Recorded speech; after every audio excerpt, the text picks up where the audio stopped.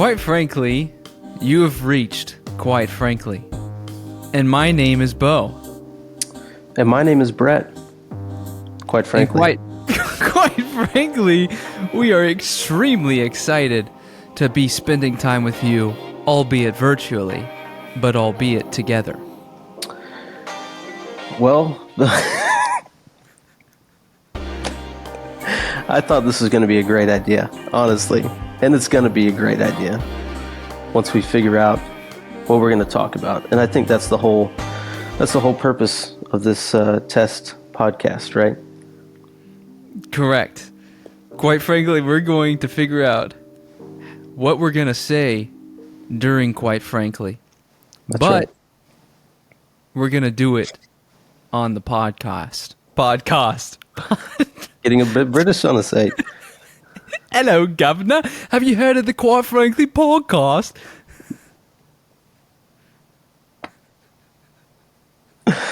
Oh, great heavens. This is going to be incredible.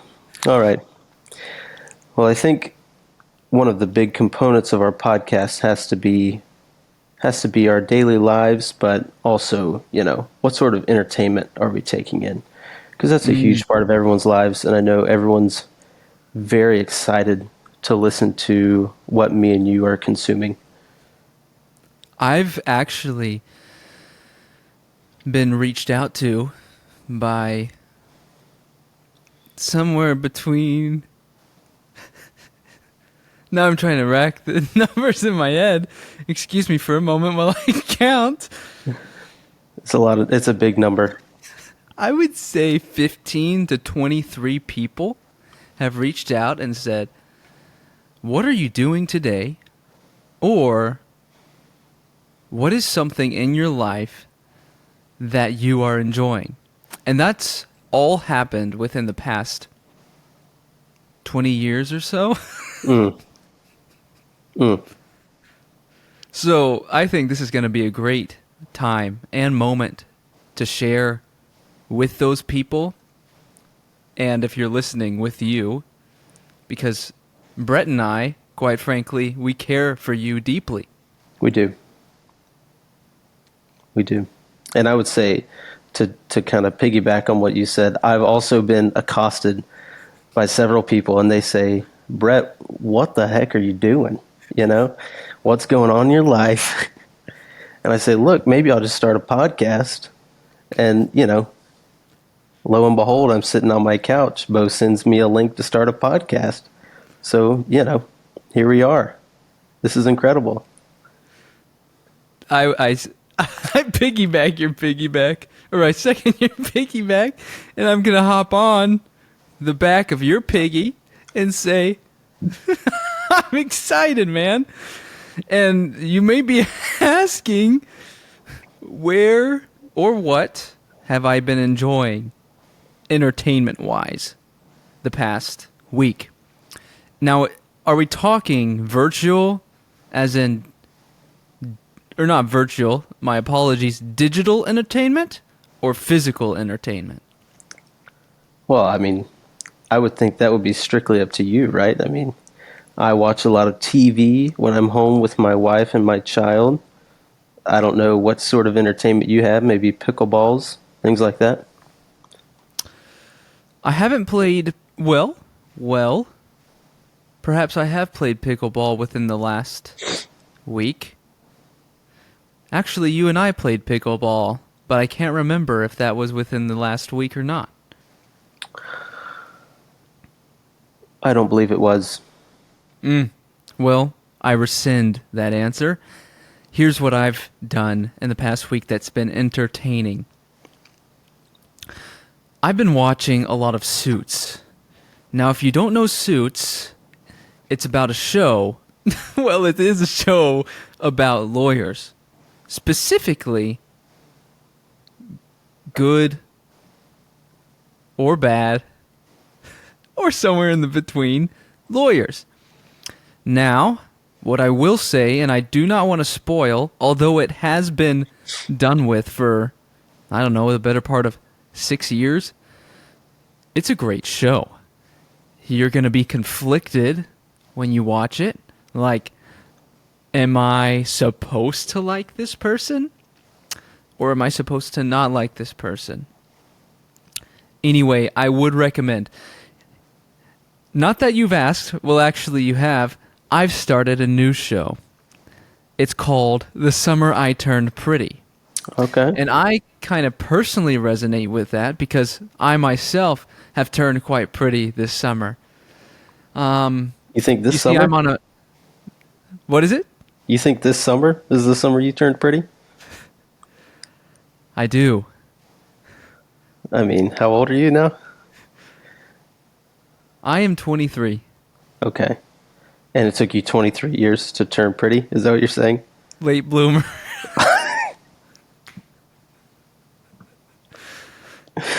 Proceed. So I've been watching that. But pretty is an interesting word, isn't it? What It does is. pretty even mean? Well, I think it's ultimately in the eye of the beholder, if you will. That's what they say about beauty. I don't know if beauty and pretty are technically the same thing. But that's what I was going to say is I think beauty and pretty are much different. I think beauty is more well-rounded. Mm. Pretty can almost be a negative. No, I don't believe that. I'm just spitballing. I think pretty is probably maybe what society wants beauty to be versus what true beauty actually is. I think that's probably what they're getting at there. But I also have no clue what I'm talking about 90% of the time. Well, quite And that's what you'll figure out across this podcast is that, like you said, quite frankly, I'm clueless 90% of the time. Quite frankly, I enjoyed your take on pretty versus beauty and society.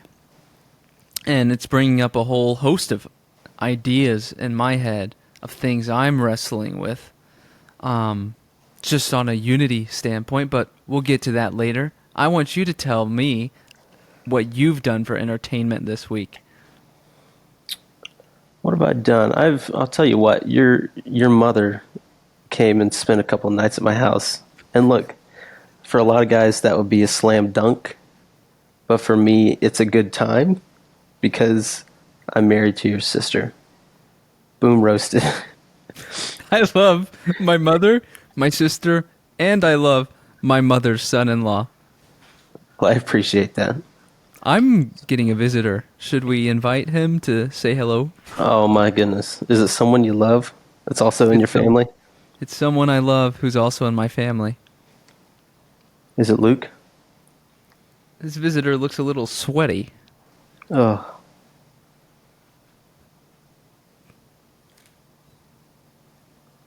It's not Luke. It's not Luke, it's the other family member That's right. that sometimes sleeps outside. Hey, sometimes you gotta do what you gotta do. Quite frankly,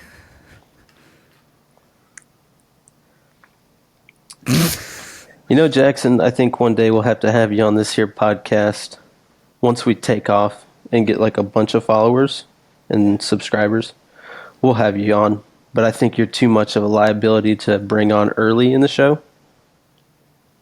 I understand. So, but I love you. I do. And I think it's just for the best of everybody. I appreciate that, and I love you. Thank you. in case you didn't hear, Jackson said, I appreciate that and I love you. Because this, quite frankly, this microphone doesn't pick up every single word.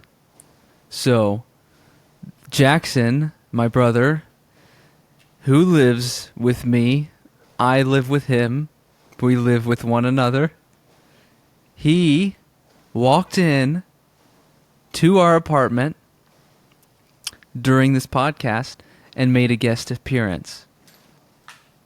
Now you're caught up. On his own accord. Yes. Thank you, Jackson. So, as I was saying, entertainment in my life the past week really has been your mother. She came into town. I love your mother. She does all sorts of incredible things whenever she comes and stays at my apartment. She makes food. She does the dishes and the laundry. I come home and the house is clean. Not saying that my wife doesn't clean. She does an excellent job. But she was, she's starting her job again back at the schoolhouse. So it was a blast having her over. She made some of your father's cinnamon rolls, which I have just gorged myself on. Now let me ask you this. If my mother makes my father's cinnamon rolls, does that mean it's her cinnamon rolls? I would say yes. And the reason for that is, so these cinnamon rolls weren't your typical Kenneth cinnamon rolls. These were undercooked by solid 9 minutes. And so, and you know something about me. I love dough, just raw dough. She was a little embarrassed about them being undercooked, and I ate 2 whole, basically raw cinnamon rolls. So, not just to make her feel better, they were delicious. So, that made me feel some type of way, and quite frankly, that type of way was good. Good. But other than that, we started watching Real Housewives of New York while your mother was in town. I would say she's a very wholesome lady, so exposure to that sort of show was probably a bit of a shock for her. But look, it's a whole new franchise. They dropped everyone from the past season, a whole new cast, and I think it's going to be top notch. Because I couldn't stand New York beforehand, and now I think I could certainly get interested in this group of ladies. That's a fair assessment. I personally have never watched The Real Housewives of New York, but I am certainly glad that you are enjoying it, and more importantly, that you are enjoying New York. And even more importantly, that you are enjoying The Real Housewives of New York and New York with my mother. It was a great time. I'll say that. What else is there? We're working through entertainment. What we did. Oh, here's an update for all of you listening. Excuse me one moment while I cough. This week, I graduated physical therapy. I saw that. And, well, thank you. That was unprompted. And what I want to say on a real note is that this physical therapy was somewhat mental therapy as well. You see, whenever I was injured, I couldn't move. Well, I could move, but I couldn't move like I wanted to. I'm just imagining you in a full body cast in the bed with the bars holding your arms up. That's what I was like in the hospital before. But when I say I couldn't move, I was getting back to an active lifestyle, and I was on the cusp of something great. At least I felt was great. And then my injury happened, and I was forced. Well, I wasn't forced. By my own volition, in an effort to heal quickly, I lied down on my couch for 2 weeks. You see, this is not fun because you just don't do anything. You can't go outside and walk. You can't go outside and play tennis. You can't go inside and play basketball. You're just stuck. And so this time at physical therapy was, quite frankly, it was healing physically, yes. Emotionally, yes. And mentally. Now, is there a difference between mental and emotional? I think on a technical scale, yes, there is. Can they be used interchangeably here? Probably. Either way, one of the saddest moments of my week this week was the fact that I left physical therapy because I enjoyed it so much. And that's a shout out to my physical therapist, assistant, the trainers, all of them. They care for you. They know you. They love you. And quite frankly, it was one of the greatest experiences of my year, and I am thankful for that time with them. That's Wow. all I have on physical therapy. I mean, you're saying that's a top moment for the year, and we're in July. July's almost over, but It's true. you got a solid 4 months left in the year, maybe 5. Now here's what I'll say is that moment in physical therapy was about 3 months. So it was a quarter of the year There already. you go.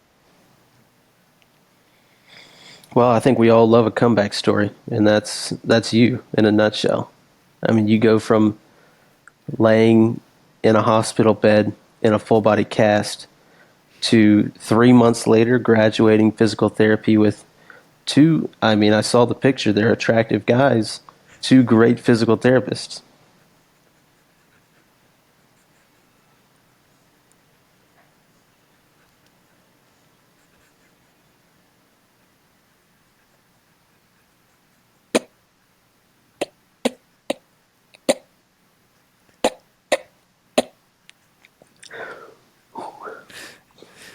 Well, I think this is a great time to stop and recognize one of our sponsors. This episode is brought to you by Walters Green and Clean. Let us service your lawn and construction site cleanup needs. Sorry, I had to run to the restroom. I got a little emotional after I shared about my physical therapy time because it's so fresh and it's so raw. But I remember I heard you talk about those two guys, and those are the guys that I was referring to as to who care for you and know you and love you so well. Now, the argument could be made, I'm paying them a good amount of money to care for me, but that doesn't change the fact that I appreciate what they do. It's Right. not expected. I don't go in there expecting them to care for me with the utmost ability 100% of the time. People are human, you see. Right. We pay for a service. You pay for Netflix, huh? I don't pay for Netflix. I get my Netflix on the same place you do. But people pay for Netflix. They're disappointed, and they pay for that service. So who are we to go into places of business and treat people bared in the image of God like they are less than, like you own them? That might not be a good practice if you're asking me. So we give the benefit of the doubt and we care for people well through serving them. Sorry, that's where my emotions took me, so we're there Well, I now. think they took you to a great place there, and I love to hear just all of your experiences with these beautiful men that you've hired, and just how they service you and what they do for you. So that's great to hear. Yes, I agree. Let's see. So we've worked through entertainment. So if we start our podcast with the intro, Right. we go and move to entertainment for the week. If we're doing this weekly, entertainment for 2 weeks. If we're doing this bi-weekly, Right. what do we do next? Well, maybe we could talk about, I don't know. I enjoy sports. We could pick a little thing from sports, possibly. I don't know if our listeners are particularly interested in sports at all, Well, there's only one way to find out. and that's to ask the listeners. Well, yeah. And then we talk about it, and then they tell us. Right. So maybe we do a sports segment, and if we get absolutely trashed in the reviews, no more sports. Yeah, I think that's fair. And we can even add right now, listeners, if you can tell us if you like to hear about sports, let us know. Or And anything. What would you like or to any- hear about? Yeah, You know? what would you? We are a podcast. We want to be about you. Quite frankly, this podcast is about serving you. Correct. Okay? So if we ever do anything that you don't like, I want you to let us know so we can right our wrongs or tell you you're wrong because we're right. There's only one way to find out. Yeah. No, I agree. And if you leave a silly comment, we might just trash you on air. And that'll be fun. Then maybe we'll make a segment out of trashing you, you know? You know, I love that. There is no safe place. You are always eligible to be attacked on this podcast. That's right. I second that. Cyber attacked. Cyber Not attack. Nothing physical. Yeah. We would never cause you physical or bodily harm.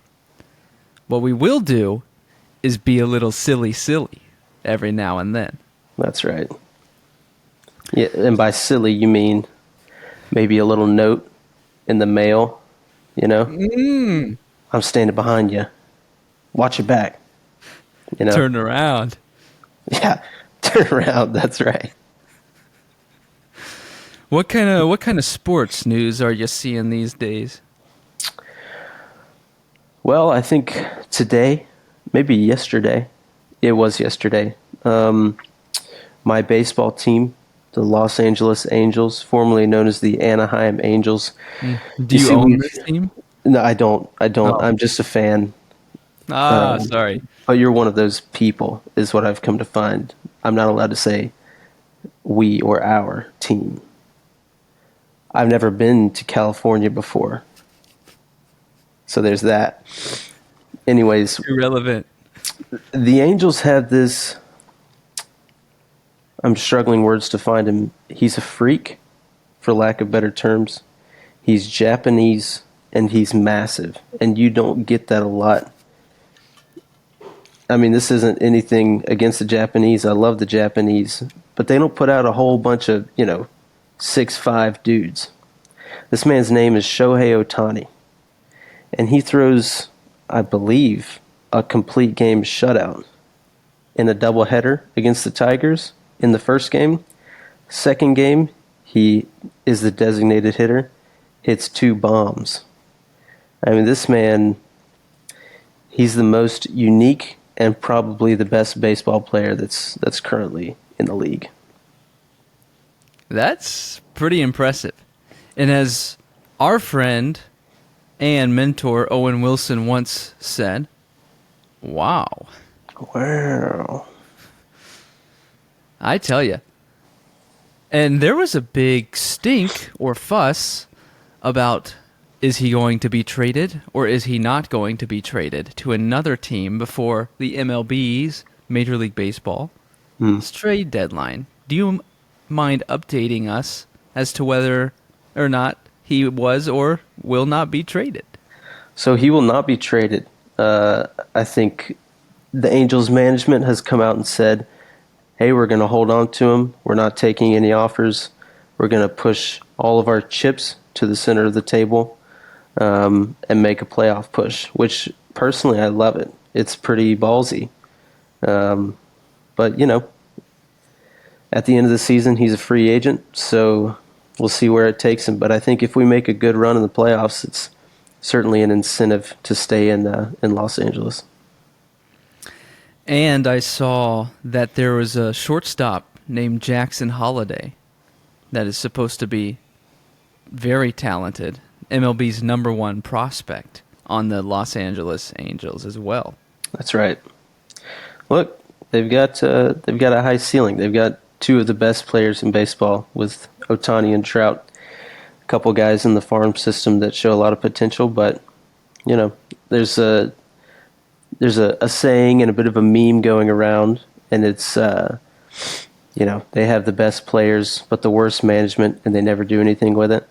And so there's this picture of a trailer park. It's a double wide that's all trashed, and it's got like 2 Lamborghinis parked in front of it, and that's the best picture of the Los Angeles Angels that there ever was. I'm sorry your team is going through that travesty, but I am glad that the players are great. Yep. But there is something to be said about the lack of production when you have great players and bad management. It almost makes it seem like whoever's in charge is important. You would think that. You would certainly think that. Let me think. I'm not up to date on the Longhorns. Not up to date about the Gators. My man. Golf? Golf. I haven't watched the 3M Open. You'll have to maybe just catch us up on your personal golf game. I mean, that's sports related, right? It is, but I am no professional. But I'll still share. Today, I went and played a round of 18 holes of golf with a cart with 3 other people. One of those people being my brother, Jackson, who we both saw and heard from during this episode. The other person being Brandon Logue and Garrett McKee. We got rained out on hole 8. And it was more than just rain. It was thunder. It was lightning. It was the whole shebang. And quite frankly, we drove up to the cart house. What do they call it? Clubhouse. My apologies, Clubhouse, not the cart yeah. house. And we walked in there with our heads held high. And we said, may we please get a rain check for 9 holes? And the manager looked us in the eye and said, you do not deserve a rain check. It's hardly raining, and you need to get back out there or get on your high horse and drive back home and never come back again. So guess what we did? You got on your high horse and drove home? We drove home, and quite frankly, everything I just told you was a lie. It did rain. It did thunder, and it did lightning, and it did the whole shebang, but the woman, the manager, at the cart clubhouse gave us a rain check. In fact, she apologized that it was raining, to which I responded, the Lord does what he wants. No That's problem right. with me. To which she responded, I agree. Then the practical step was her handing me a receipt that had $22 on it. A gift card receipt, to be precise. And quite frankly, the 4 of us will gather together one day in the future and hit the course once more. That was my golf game. Now, I will say, the first hole, starting off, was possibly the worst hole of golf I've played in the past 4 weeks. That was a bummer. But the time with the fellows was quite nice. I will not lie to you. Well, that's why we golf, right? Is to be in fellowship with each other, to get sweaty with each other. I mean, it's hot, it's steamy. Necessary? We're all Yes. close to each other sometimes when we're out there. You get a out little there and- uncomfortable. But in Oh, that yeah. uncomfortable, you find comfort, don't you? Well, that's the thing with golf. You got to wear nice clothes, right? But you're also going to get sweaty. And so you're at this weird crossroads of, hey, I'm sweaty. Hey, I've been hitting out of sand bunkers all day because I'm not good. And I'm covered in dirt and sweat. And I'm also wearing khakis. And I also paid $40 to do this. But it's a great time. And if I just described it to make it sound like not a great time, then shame on me. There is no need to shame on you. Now, here, may I tell you and the audience a funny story? I'd love that. All right, I'm going to try to make this relatively quick, but you don't know what it's relative to, so it could be 2 hours long, it could be 2 minutes long. Relative to eternity. Precisely. It Yeah. could be that. I'm going to leave that open-ended. So we go up to the first tee. Our tee time's at 2 o'clock. We arrive at the tee precisely at 2 p.m. This pair of two gentlemen come up to the tee after us, and they ask, "You good if we tee off in front of you?" To which I'm perfectly fine, because I know the talent of our team. And I knew that we would spend a little extra time getting going, if you know what I'm saying. I know what you're saying. But I didn't know the talent of the other two gentlemen. However, I did recognize a hat that the one gentleman was wearing, and it said Black Diamond on it. So I had the opportunity about 2 years ago to play at Black Diamond Ranch in Florida, and I asked him, "Is that Black Diamond Ranch that your hat is referring to?" And he said, "Yes, absolutely." So I immediately am thinking, this guy knows what he's doing. He's playing Black Diamond Ranch. Right. He has his hat, and he's up here confident that he's going to be playing faster than us. So I fully trusted his capability without ever seeing an ounce of his talent. You know what happens when he gets up to the tee box? He's right-handed, so he lines up, and I'm excited. Now, what I failed to mention earlier is that he did say it was one of the hardest courses he's ever played, and he doesn't want to play it again. I played Black Diamond Ranch, and I thought, I want to play this course every day of my life because it is beautiful. But still, that didn't affect my trust in his capability. So he gets up to the tee box. He lines it up, looking pretty. I'm excited for what's going to happen. Rears back with a beautiful backswing. Pulls through. Ball shanks hard right about 6 yards in front of him. And I thought to myself, no wonder he didn't like Black Diamond Ranch. It's because he paid $120 to shank the ball all over the place. Oh, man. But I tell you, it was just a great experience out there, getting to watch that. I felt bad for the man, but I resonated with him to a certain extent, you know? It's a hard course. It is, and it's tough with an audience. I mean, I think that goes for everything in life. When you got people sitting there watching you, things get a little crazy. Right. Why do you think we're doing this behind closed doors and we're not even in the same room as each other? Exactly. Because I would be scared that you would judge me so much. I would never judge you. Actually, that's a lie. If the Lord led me to judge you and needed it for Christian accountability, I would judge you hard. Of course. But it's not my first reaction when I look at you. I appreciate that. That is the sports segment.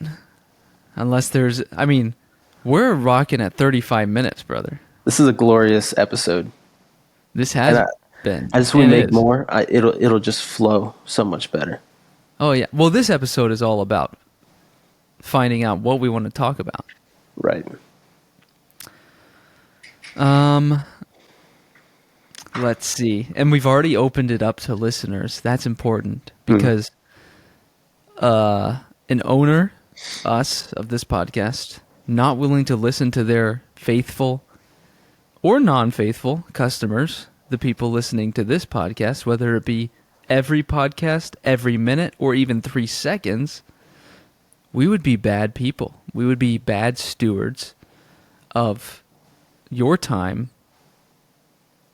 Yeah. Yeah. I'd agree with that. Amen, baby, praise God.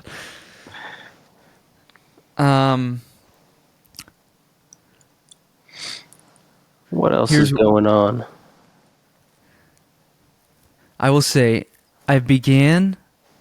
so I had a conversation with you and your wife, my sister, at one point, and it was about John Mark Comer.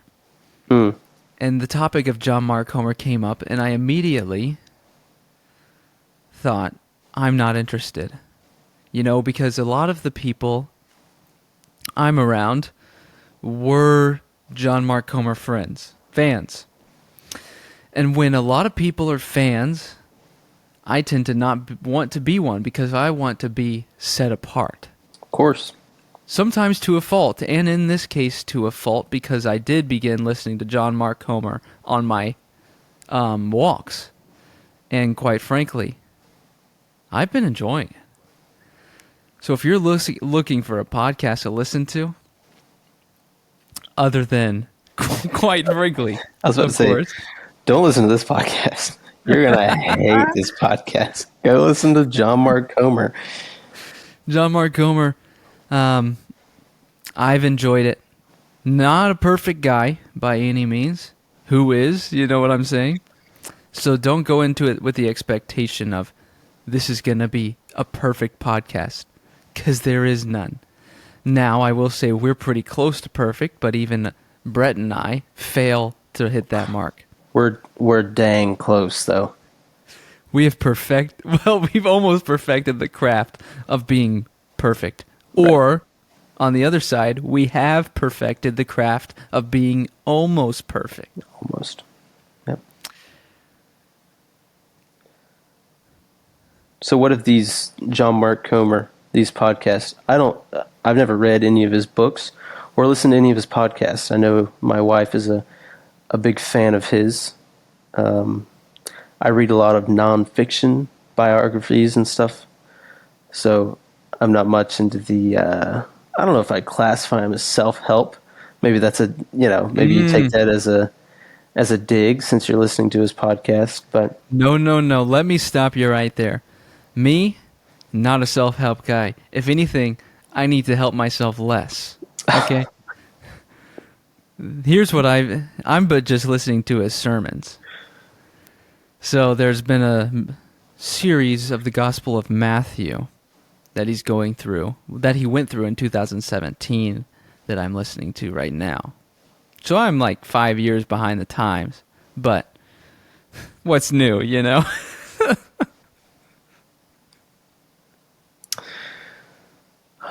So these sermons you're listening to, you listen to them on your walks, and those are outside treadmill. What's your mode of transportation there? Well, I didn't tell you the whole truth earlier. I don't just listen to them on my walks. I listen to them in the car as well. It's pretty much anytime I'm playing something from my phone, it's that podcast. Because when there is a series of something, I tend to just want to get through the series of something. You know what I'm saying? I know what you're saying. There's no time to stop and listen to music. I am fully dedicated to finishing the Gospel of Matthew. And it's been good. So, outdoor walks, yes. Treadmill walks, yes. In the gym, yes. Driving to work, yes. All of it. And it's beautiful. And I've enjoyed the time. What kind of books, nonfiction specifically, perhaps biography specifically, are you reading? So I'm currently in between books right now, and I know that's what what's the last book? That's what unemployed people say, right? I'm currently in between jobs. When was your last job? Many moons ago, right? And that's true. I didn't have a child, but I now have a child in my house, and it's a little more difficult to sit down and read. We used to read by the pool, things like that. I've tried to get into audiobooks, kind of like you're saying, to listen to on the way to work and while I exercise, which is very rare. I'll tell you, I can't tell. You look great. Oh, well, thank you. Not a lot of biographies that have audiobooks. Because if it's an autobiography from someone in the 1800s, they didn't exactly, have microphones back then. So I've got to read those with my own two eyes. So I've gone through biographies of, Daniel Boone, Spurgeon, Kit Carson, very interested in the 18th and 19th century frontiersmen. They're very flawed people, but we all are. And I think that's the beauty in reading biographies is like there's these incredible life stories, like experiences that we wouldn't even think of because of all the luxuries we live with nowadays. But at the same time, they're having these inner struggles just like, modern day people. So, Wow. That's quite the eye-opening observation. it's eye-opening, and I would definitely recommend that particular section of history if you're interested in history at all. Riddle me this, Brett. What is your favorite Daniel Boone fact? That's so tough. It's really tough, but I think I know what it is. So this man was going over. He went through the Cumberland Gap, which was a gap in the mountains, in the Appalachian Mountains, where you could get over into Kentucky and Missouri. And so there was all this game and wildlife, and they would go on long hunts, which basically means they would go out into the wilderness for 2-3 years and hunt, gather, hides and things like that to sell, and send the money back home. Anyways, he's on a long hunt with one of his friends. Indians start to pursue them, and he never finds his friend again, essentially. Fast forward 30 years, he's building a road through the Cumberland Gap into Kentucky. They're cutting down trees, and they cut down a hollow tree, and his buddy's skeleton is inside of it. And they know it's his buddy's skeleton because his powder horn has his name etched in it and is up in this hollow tree. So this man was running from Indians, probably got shot, crawled up into a dead hollow tree, and perished inside. It's pretty crazy. That is wild. It's just stuff that doesn't happen these days. You know what I mean? I do know what you mean. Because, quite frankly, I have not seen it happen these days. Well, the next time you go cut down a tree and find one of your buddies in it, call the police. But, you'll be able to say, hey, I'm like Daniel Boone pretty much. So I'm supposed to call the police, and the first thing I say is, hi, I'm like Daniel Boone. 911, what's your emergency? I am just like Daniel Boone. They hang up on you. They're like, this guy's crazy. Oh, man, that's funny. All right, that's a pretty great Daniel Boone fact. And there's so many, but that's just the one that came to mind. Why don't you share a little bit about Kit Carson? Kit Carson, he's an interesting individual as well. He's set in this period of American history where Polk is the president, and he is dead set on manifest destiny and making sure that America acquires land all the way from the Atlantic to the Pacific, right? And so he has essentially hired these scouts and basically military personnel to go march all the way to the Pacific and along the way conquering, Native Americans, Spanish, whoever's in their way, essentially. And so he runs away from home when he's 15 in Missouri, joins a fur trapper group, if you will, and his first trip out west, this guy gets in a hunting accident, and they have to amputate his arm. And so 16-year-old Kit Carson had to hold this man down while they cut off his arm. Oh, my. This isn't stuff you see every day. That's a traumatizing experience. It is traumatizing. But, he goes on to kill a lot of people. He wasn't an awesome guy, but married a Spanish lady and, just kind of lived in New Mexico and vibed out after his military days were over. Mm. Do you think that moment when he was 16 years old moved him to kill a lot of people? I don't think so. I don't think that's what the cause of it was. I think in that period you have so much death that you're surrounded by that I just think your sense of not necessarily right and wrong, but you just see so much death that you're just accustomed to it. People dying from disease and,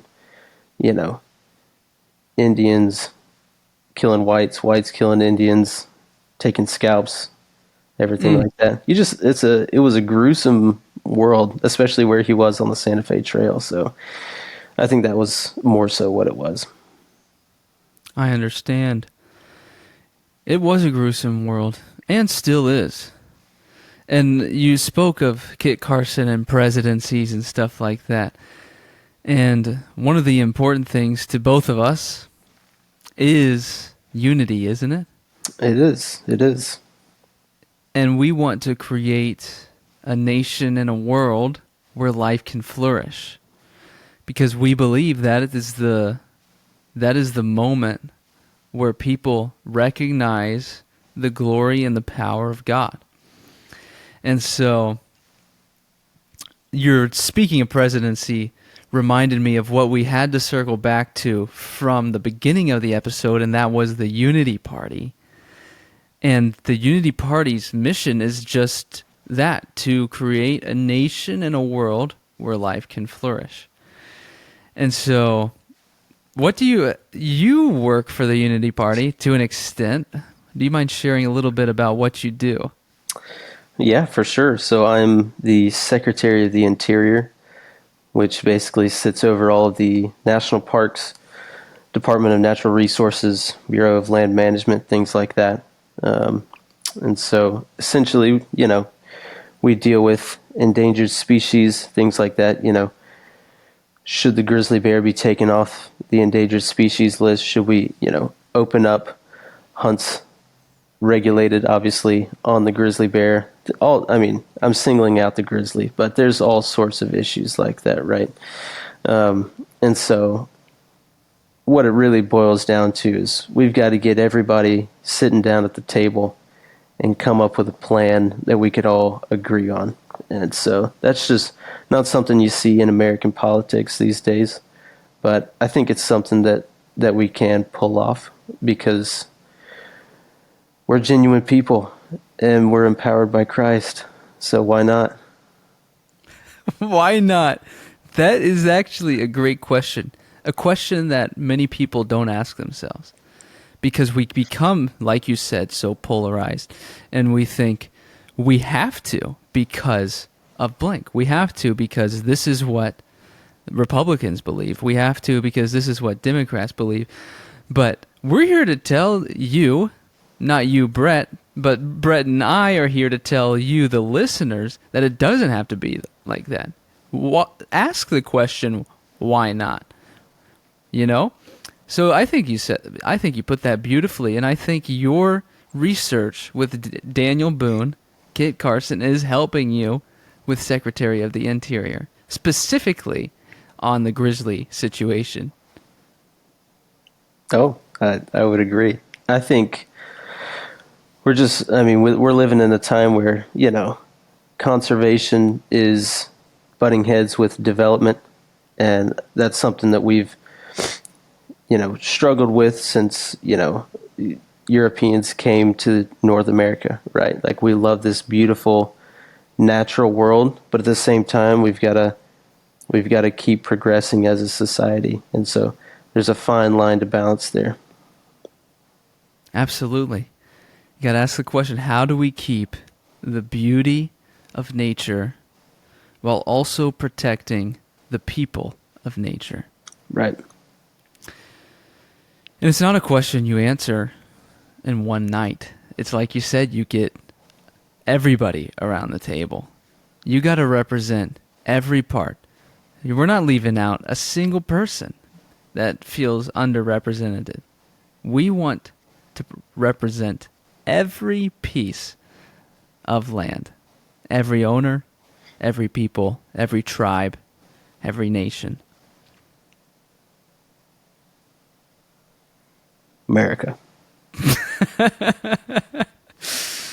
But yeah, quite frankly, do you have anything that you would like to close off with?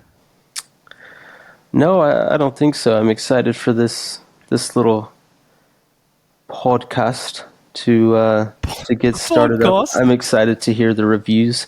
I'm sure they're all going to be 5 stars, and they're going to give us some great content to cover. You know, we want to do what the people ask of us. You know, as long as it's not profane or naughty, anything like that. But yeah, I'm excited for what the future holds with us. I agree.